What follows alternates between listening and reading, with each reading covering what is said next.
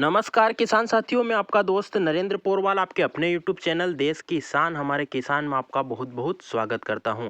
किसान साथियों, 26 नवंबर से लेकर 1 दिसंबर तक काफ़ी क्षेत्रों में बारिश हुई है, जिसमें कि मध्य प्रदेश, महाराष्ट्र और छत्तीसगढ़ से लगे हुए क्षेत्र और गुजरात और राजस्थान में काफ़ी जगहों पर बारिश हुई है, जिससे कि रबी फसल की जो कार्य गतिविधियां हैं, किसानी काम है, वह काफ़ी ज़्यादा प्रभावित हुई हैं, जिसमें कि प्याज की रोपाई, लहसुन की निंदाई और भी जो है अन्य खाद उर्वरक जो सिंचाई के साथ डालते हैं, वह गतिविधियां काफ़ी प्रभावित हुई हैं। और उसी को देखते हुए हमसे जुड़े हुए किसान भाइयों के, हमारे दर्शकों के लगातार कमेंट आ रहे हैं कि सिंचाई जो है, अब बारिश जो बेमौसम बारिश या मावठा जिसे बोलते हैं वह हुआ है, उसके बाद हम फसलों में सिंचाई कितने दिन बाद करें, कौन सी फसल में कब सिंचाई करें और उसमें खाद देना बाकी रह गया है तो उसे किस प्रकार से दें।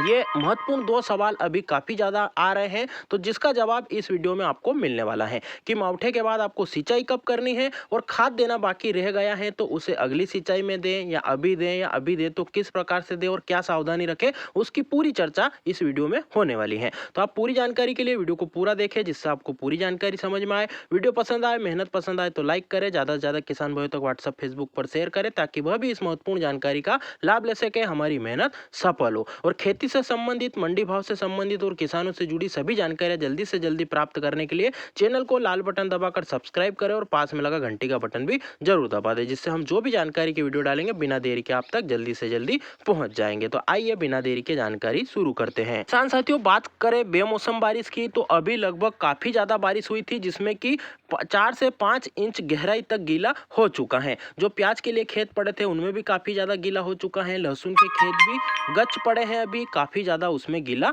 हो रखा है। तो अभी किसान भाई कुछ कोशिश कर रहे हैं कि जो कड़वा पानी पड़ा है तो हम सिंचाई कर दे तो हमारी फसल बच जाएगी, पिलासपन नहीं आएगा। तो किसान साथियों, आपको ऐसी गलती भी नहीं करनी है, क्योंकि अभी एटमॉस्फेयर में या वातावरण में काफी नमी है, धुंध हो रही है, अभी आपने देखा शुरुआत में। उसके बाद में जमीन में भी काफी ज्यादा नमी है और जो है तापमान अभी बिल्कुल कम हो रखा है, क्योंकि धूप बिल्कुल भी नहीं निकल रही है। तो ऐसे में अगर हम और सिंचाई करते हैं और खेत गीला हो जाता है तो उसमें और भी बैक्टीरिया जनित रोग और फंगस जनित रोग लगने की संभावना बढ़ जाती है। इसलिए आप अभी सिंचाई ना करें, क्योंकि खेत काफी ज्यादा गीला है, उसमें काफी ज्यादा अभी गीलापन है, मिट्टी बिल्कुल कीचड़ की तरह पड़ी हुई है। हाँ, जब कम बारिश होती है या बिल्कुल सामान्य ऊपर ऊपर की कोपरी गीली होती है, तब हम हाथों हाथ सिंचाई कर सकते हैं, ऐसी बारिश में कर सकते हैं। पर अभी सिस्टम अलग है, बारिश काफी ज्यादा हुई है, उस कारण से अभी हमें कोई भी छेड़छाड़ नहीं करनी है, सिवाय स्प्रे की जानकारी हमने पहले ही दे दी है।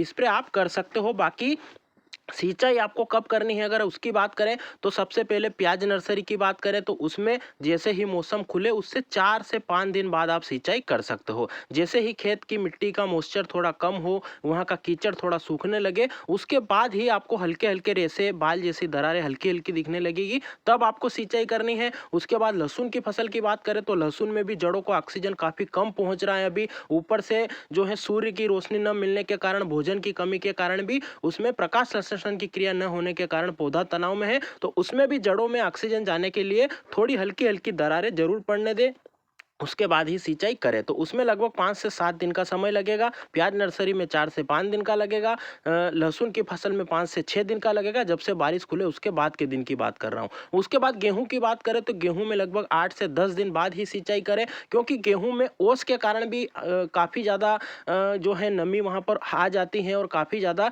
गीला नीचे हो रखा है, जिससे कि वह सूखेगा नहीं, और 8 से 10 दिन की फुर्सत अभी गेहूं में हो रखी है। तो आप इन जो दिन बताए हैं उसी हिसाब से सभी फसलों में सिंचाई करें। अन्य फसलें जो कि कम पानी की होती हैं, जैसे सरसों हो गई, अपनी मटर हो गई, अलसी हो गई, इनमें तो बिल्कुल अभी 15 दिन तक सिंचाई करने लायक मौसम नहीं बनेगा, क्योंकि काफ़ी नमी हो चुकी है, इन फसलों को पानी की कम आवश्यकता होती है, इसलिए इसमें अभी कोई भी सिंचाई ना करें। बाकी जो मुख्य फसलें हमने आपको बताई हैं उनमें आप जो हमने दिन बताए हैं उसके अनुसार सिंचाई करेंगे तो फायदे में रहोगे। तो ये सिंचाई की बात हो गई कि कब मोटर चालू करना है, ये कमेंट बहुत आ रहे थे। उसके बाद अब सवाल आता है कि खाद का क्या प्रबंधन किया जाए, क्योंकि फसलें वैसे भी तनाव में हैं, भोजन उन्हें नहीं मिल पा रहा है। और एक मेन कारण पीलापन आने का यह है क्योंकि लहसुन में पीलापन आने की समस्या के कमेंट काफ़ी ज़्यादा आ रहे हैं और काफ़ी ज़्यादा देखने में लहसुन पीली लग रही है। तो उसके कारण जो है फंगस, जड़ में कीड़ा, पोषक तत्वों की कमी, ये मुख्य कारण तो हमने 3 आपको वीडियो में बताए थे।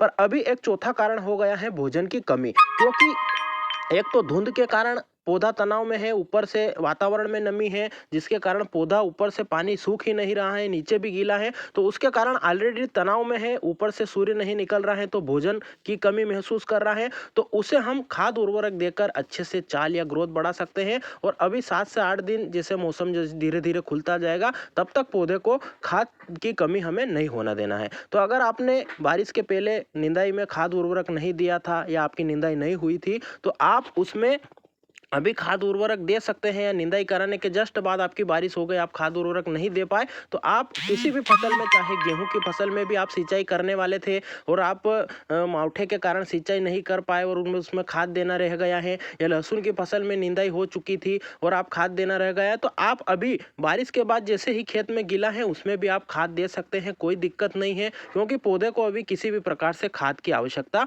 महसूस हो रही है। तो गेहूं की फसल में भी आप जैसे ही आप चलने लायक हो जाए खेत में तो उसमें खाद आपने जो भी देना है वह दे सकते हो, जो आप सिंचाई के पहले देने का सोच रहे थे या रह गया था तो दे सकते हो, जिससे पौधा तनाव में नहीं आएगा। लहसुन की फसल में नर्सरी प्याज की होती है उसमें भी आप दे सकते हो, उसमें कोई दिक्कत नहीं है। पर सावधानी यही रखनी है कि जब ओस का समय होता है सुबह 6 बजे से 11-12 बजे तक और शाम को 3-4 बजे से लेकर रात तक जो भी ओस का समय होता है उसमें आपको खाद नहीं डालना है। जब ओस बिल्कुल पत्तों से गायब हो जाए तब आपको खाद उर्वरक जो भी आपको देना है देकर आप जो है निपट सकते हैं, जिससे कि रात को ओस में भी खेत में नमी आएगी, जिससे खाद गल जाएगा, जड़ों तक पहुंच जाएगा और पौधे को पर्याप्त पोषक तत्व खाद उर्वरक की पूर्ति हो जाएगी। और आपका भी जो सिंचाई के साथ साथ खाद उड़ाने का काम था वो अभी हो जाएगा। और आप ऐसे ही समझे कि खाद उड़ाने के बाद ही सिंचाई की है, या जो सिंचाई प्राकृतिक रूप से हुई है उसके बाद आप खाद उड़ा सकते हो, क्योंकि कई जगहों पर भारी जमीन होती है, पंजाब जैसे राज्यों में, वहाँ पर सिंचाई करने के बाद ही खाद दिया जाता है। तो आप भी इस प्रकार से एक बार कर सकते हो, जिससे कि आपको एक नए रिजल्ट की अनुभूति भी होगी और पूरा 100% आपका खाद भी तत्काल काम करने लग जाएगा। तो खाद उर्वरक का ये शेड्यूल बनाकर आप अच्छे से खाद उर्वरक पौधे को दे सकते हो। जो हमने सावधानी बताई है आप वह जरूर रखें, नहीं तो पत्ते जलने की समस्या आ सकती है। किसान साथियों, यह थे आपके जो 2 मुख्य सवाल थे कि सिंचाई कब करना है। तो सब फसलों का हमने विस्तृत रूप से बता दिया है कि आपको कौन सी फसल में कितने दिन बाद सिंचाई करनी है और उसके नुकसान और फायदे भी हमने आपको बता दिए हैं। और खाद उर्वरक आपका जो डालना रह गया था उसके बारे में भी हमने बता दिया है कि कौन सी सावधानी रखकर आप अभी खाद उर्वरक का जो मैनेजमेंट है या फर्टिलाइजर मैनेजमेंट आपकी खेती में है वह कर सकते हो, कौन सी फसल में क्या सावधानी रखनी है वह भी हमने आपको बता दिया है। तो इस प्रकार से थी पूरी जानकारी, बाकी और भी आपको जानकारी हमारे चैनल पर मिल जाएगी। तो यह जानकारी आपको कैसी लगी कमेंट में जरूर बताएं। वीडियो को पूरा देखा है तो जय हिंद कमेंट जरूर करें। इसके अलावा आपके कोई सवाल या सुझाव या आपके पास भी कोई जानकारी हो या आपने कोई नया प्रयोग किया हो तो वह भी कमेंट में जरूर बताएं, जिससे हम आपके सवालों के जवाब भी देंगे। आपके कुछ सुझाव होंगे तो वह भी ज़्यादा से ज़्यादा किसान भाइयों तक पहुँचाएंगे। और चैनल पर जाकर खेती से संबंधित और भी कई सारे महत्वपूर्ण वीडियो डाल रखे हैं, आप वह भी जाकर देखें, उन्हें भी लाइक शेयर और चैनल को सब्सक्राइब जरूर करें। वीडियो को पूरा देखने के लिए आपका विशेष धन्यवाद। फिर मिलते हैं नई जानकारी के साथ नए वीडियो में, तब तक के लिए जय हिंद, जय भारत, वंदे मातरम।